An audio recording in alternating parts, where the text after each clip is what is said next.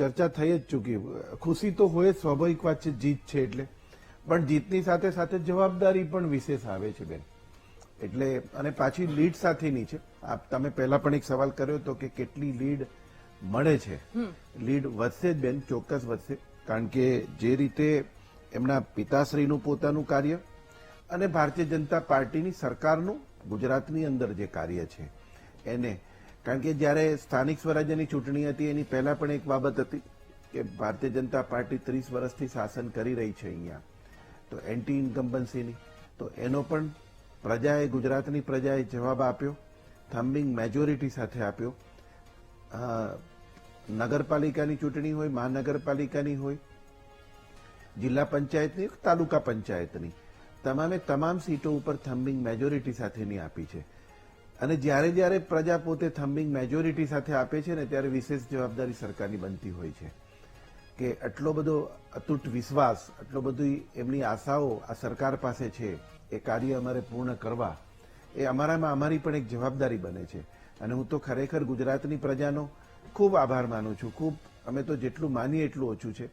કારણ કે 30 વર્ષથી અમને પોતાને એક પોતાના દીકરા તરીકે જોઈને, ભાઈ તરીકે જોઈને એ પોતે મત આપી રહ્યા છે કે એટલું એમણે જોયું છે કે ના, આ એક એવી પાર્ટી છે કે જેની અંદર આપણી તમામ ઈચ્છાઓ, તમામ જે કંઈ છે એ પૂર્ણ થઈ શકે એમ છે. અને જ્યારે આદરણીય નરેન્દ્રભાઈ, અમિતભાઈ બંને ગુજરાતનું પ્રતિનિધિત્વ કરતા હોય ત્યારે તો સવિશેષ ગુજરાતની જવાબદારી બને છે. ગુજરાતની પ્રજાએ એ આપી છે તો અમારી, એટલે કહું છું, જવાબદારી અમારી વિશેષ બને છે. સંવાદદાતા પાર્થ આપણી સાથે આજ મુદ્દે લાઈવ જોડાયા છે. પાર્થ, ઉમરેઠ બેઠક કે જ્યાં ભાજપના ઉમેદવાર હર્ષદ પરમાર 54,600 મતથી આગળ દેખાઈ રહ્યા છે, હાલ ત્યાંનો માહોલ શું કહી રહ્યા છે લોકો?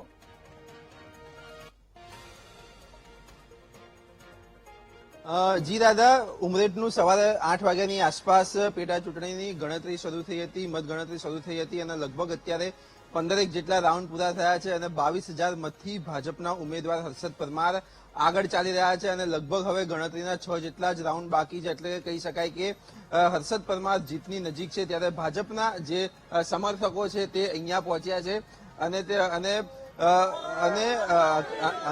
અને કહી શકાય કે હર્ષદ પરમારને સપોર્ટ કરવા માટે તેઓ અહીંયા આવ્યા છે. તેમની સાથે ખાસ વાતચીત કરવાનો પ્રયત્ન કરીશું. હર્ષદ પરમાર જીતની નજીક છે, શું કહેશો? 2022માં ગોવિંદ કાકા જે 28,000 મતને જીત્યા હતા એમથી અમને એવું ગણિત છે કે અમે 35,000 મતની લીડથી જીતીશું. 35,000 મતથી જીતશે, શું કહેશો તમે? 5,000 લીડથી જીતવાના જ છે હર્ષદભાઈ. માહોલ કેવો હતો ઇલેક્શનનો? ઇલેક્શનનો માહોલ ભાજપ તરફી જ હતો અને ભાજપ જ જીતશે, અમને પૂરેપૂરો વિશ્વાસ હતો. પણ હવે તો ગણતરીના 6 રાઉન્ડ જ બાકી છે અને લગભગ જીતની નજીક છે. અમે 35,000 પ્લસ વોટથી અમે જીતી રહ્યા છીએ ભાજપ. કાકા, તમે શું કહેશો? કેટલા વાગ્યાથી સવારના અહીંયા ઉભા છો? અને 9 વાગ્યાથી ઉભા છું. 9 વાગ્યાથી. કેવું પરિણામની રાહ હતી? પરિણામ તો સારું જ આવવાનું હતું અને આજે 35,000 થી 40,000 વોટથી જીતશે. કોંગ્રેસ ક્યાંય દેખાય નહીં. કોંગ્રેસનું અહીં કઈ છે જ નહીં. કોંગ્રેસનું અસ્તિત્વ છે અહીંયા? અહીં કોઈ અસ્તિત્વ જ નહીં. અમે 2018 થી અમારી 111 મત વિસ્તાર ઉમરેઠ વિધાનસભા 2018 થી જ્યારથી ગોવિંદ કાકા કોંગ્રેસમાં ભાજપમાં આવ્યા ત્યારથી ઉમરેઠ મત વિસ્તાર ભાજપનો એક ગઢ ગણાય છે. જે રીતના દ્રશ્યો જોઈ રહ્યા છો તમે કે આ જે ઉમરેઠના છે અને ભારત માતા કી જય, વંદે માતરમના નારા સાથે અત્યારે ખાસ સેલિબ્રેશન કરવામાં આવી રહ્યું છે અને લગભગ હવે ગણતરીની જ મિનિટની વાર છે અને સત્તાવાર રીતે તેઓને ભાજપના જે ઉમેદવાર છે હર્ષદ પરમાર તેઓને જીતમાં તબદીલ થશે અને તેમને સત્તાવાર રીતે ધારાસભ્ય તરીકેને પણ જાહેરાત કરવામાં આવશે. જી રાધા.